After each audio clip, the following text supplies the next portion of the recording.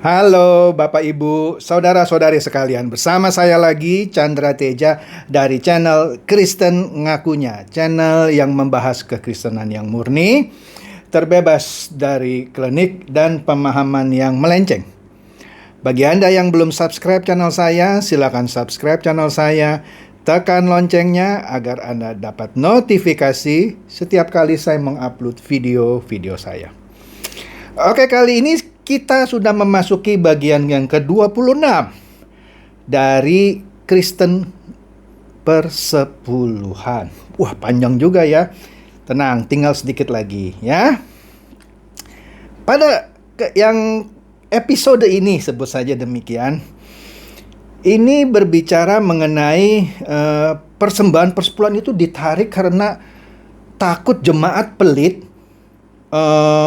mengikuti ayat-ayat perjanjian baru. Karena yang sebelumnya sudah saya bahas kan, bahwa persembahan di perjanjian baru adalah persembahan yang sukarela dan sukacita tanpa paksaan. Nah, karena ada kata-kata sukacita, sukarela, dikhawatirkan jemaat memberi seenaknya gitu. Kan sesukarela katanya. Jadi dikhawatirkan jemaatnya pelit. Makanya persepuluhan tetap dipakai. Jadi dianggap persepuluhan itu bagus kok sebagai aturan. Padahal seperti yang sudah kita bahas di bagian sebelumnya, perjanjian baru tidak berbicara mengenai aturan. Ya kan? Tidak ada. Oke. Dan persembahan persepuluhan yang 10% pun itu untuk mereka yang masih di bawah hukum Taurat, dan itu pun bukan uang. Oke? Tapi oke deh ya. Jadi intinya, ada juga hamba-hamba Tuhan yang skeptis dengan pengajaran persembahan perjanjian baru. Ya, jadi dia bilang itu sih bagus sih, tapi secara teori, prakteknya takutnya jemaatnya pelit karena kan dibilangnya sukarela. Ya kalau dia kasih cuma 1.000, mati kita gitu. Oke. Ya, karena dia bilang katanya jemaat itu pada dasarnya tidak suka memberi, ya. Oleh karena itu persembahan persepuluhan itu bagus sebagai titik awal jemaat untuk belajar memberikan persembahan. Kreatif juga. Oke. Pertanyaan sesungguhnya, apakah kita lebih baik mengikuti Musa dan mengajarkan persembahan persepuluhan seperti yang diterapkan kepada mereka yang hidup di bawah kutuk hukum Taurat? Atau bukankah mengikuti Paulus dan mengajarkan tanggung jawab pribadi di dalam memberikan persembahan? Pertanyaannya juga, apakah Paulus tidak mengerti praktek sebaik dia mengerti teori? Oh, dia ngerti teori dan dia ngerti praktek. Dia ngerti semua teori dan semua hukum Taurat. Ya, tapi dia juga piawai dalam mempraktekannya di dalam perjanjian baru, tidak lagi terikat dengan hukum Taurat. Jadi, Paulus menulis di dalam Roma 8 ayat 3-5 bahwa hukum Taurat gagal karena ketidakberdayaan manusia, tetapi Roh dapat membantu kita di dalam kelemahan kita. Jika kita menganjurkan orang untuk hidup dan berjalan di dalam Roh, Dia pasti bisa mengajarkan mereka untuk memberikan persembahan dengan benar tanpa paksaan dan ancaman, apalagi pakai kutuk belalang pelahap. Oke? Bukankah kita harus lebih beriman kepada kekuatan Allah ketimbang kepada hikmat manusia? Seperti yang Anda bisa baca di 1 Korintus 2 ayat 5. Oke? Jadi kita harus lebih beriman kepada kekuatan Allah ketimbang hikmat manusia yang bilang, udahlah kita terapkan saja 10%. Itu kan hikmat sendiri gitu ya. Berarti kita harus lebih beriman kepada kekuatan Allah dan firman Tuhan di perjanjian baru. Oke, yang untuk orang percaya. Ya. Nah, kemudian ada juga beberapa kesaksian. Wah, saya diberkati loh ketika setelah saya membayar persepuluhan. Bisa saja. Ya. Tapi bisa juga Anda memberikan persembahan persepuluhan, tetap Anda tidak mendapatkan berkat melimpah seperti yang Anda impikan, ya. Jangan salah, ya. Coba Anda survei dari sejumlah orang yang membayar persembahan persepuluhan, Apakah dari 1.000 orang yang membayar persembahan persepuluhan, 1.000-1.000-nya diberkati ratusan kali lipat? Berapa banyak pula yang sama sekali mengharapkan berkat ratusan kali lipat tapi tidak dapat juga gitu. Oke, kita harus jujur ya. Maka dari itu, Tuhan kan pernah berkata ya, siapa yang menghormati aku, akan aku hormati. Ya, Tuhan bisa saja memberkati orang yang memberikan persembahan persepuluhan bukan karena pekerjaan persembahan persepuluhan. Bukan. Tetapi kalau ada orang yang memberikan persembahan persepuluhan walaupun sebenarnya salah karena dia nggak ngerti, tapi dia karena mau hormat sama Tuhan gitu ya. Mau tulus gitu memberi tanpa Tuhan. Nggak peduli dia dibohongin atau gimana gitu. Tapi benar-benar dia tulus tanpa maksud berdagang. Maksud saya begini, ada orang yang memberikan persepuluhan maksudnya berdagang. Tuhan nih aku kasih ya persembahan persepuluhan, tapi kamu berkati aku loh. Tapi ada juga orang yang memberikan persembahan persepuluhan walaupun tidak ngerti gitu ya, tapi dia tulus gitu. Nah, orang yang seperti ini ya mungkin saja diberkati oleh Tuhan gitu ya, karena motivasinya menghormat Tuhan, ketimbang yang satu lagi yang motivasinya dagang ya. Nah, itu yang harus Anda camkan ya. Jadi ini bukan masalah memberikan persembahan persepuluhan atau tidak, tetapi lebih kepada masalah motivasi di balik orang itu memberikan persembahan persepuluhan. Karena ada saja orang yang tidak ngerti persembahan persepuluhan yang sebenarnya apa, tapi karena kerelaan hatinya dia memberikan 10%. Ya nggak salah kan?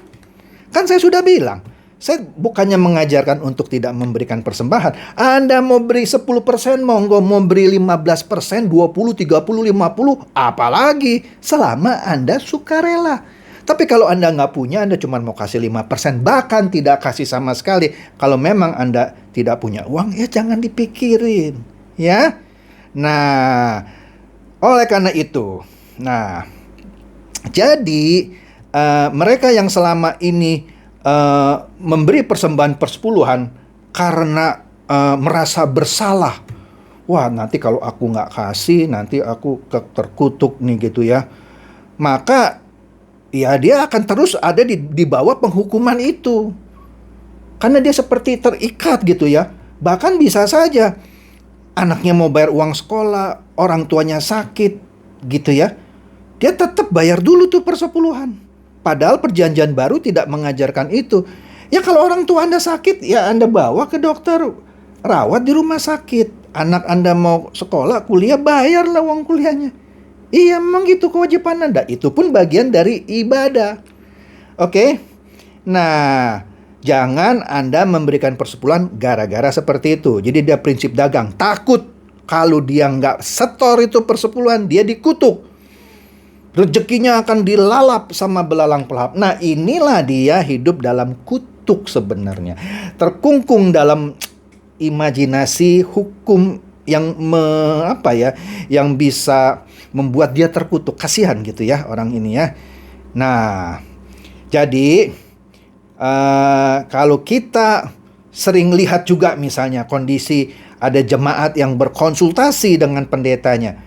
Kenapa ya? Saya sampai sekarang tidak kunjung diberkati, Pak. Saya rajin doa, saya rajin baca Alkitab, rajin ke gereja gitu ya. Tapi hidup saya masih pas-pasan, Pak, gitu ya. Ketika jemaat lain dia lihat sudah mapan kayak dia, masih hidupnya pas-pasan terus ya. Bahkan cenderung kekurangan. Nah, biasanya tidak sedikit hamba Tuhan yang bilang begini, makanya bayar persembahan persepuluhanmu, maka Tuhan pasti membuka tingkap-tingkap langit mencurahkan berkatnya.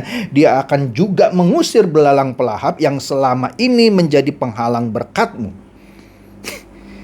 Jadi orang ini jadi tambah susah gitu ya, harus dibebani lagi pikiran tentang memberikan 10% dari penghasilannya, padahal Tuhan tidak minta itu terhadap orang-orang percaya. Beda ya kalau ada orang Yahudi ahli Taurat gitu ya, yang memang masing mau mengabdi sama hukum Taurat, ya monggo gitu, kita nggak campuri gitu ya.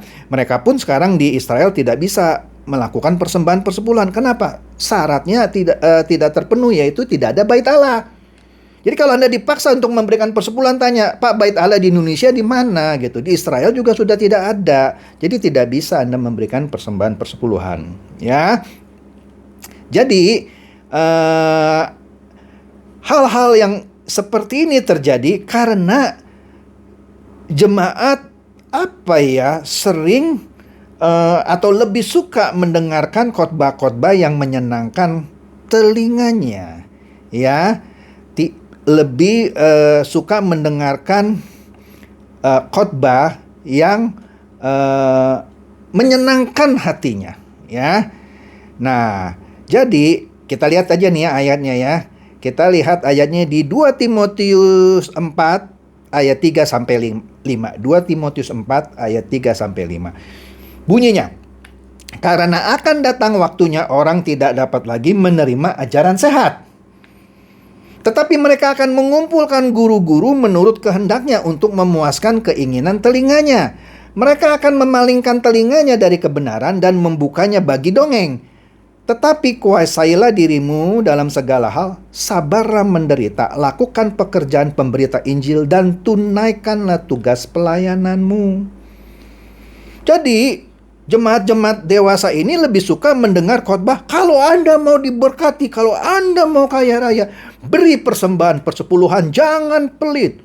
Yang tidak bayar persembahan persepuluhan tuh orang pelit, makanya tidak bisa diberkati, tidak bisa kaya. Itu kan khotbah yang menyenangkan telinga ya. Kenapa? Karena orangnya mau kaya.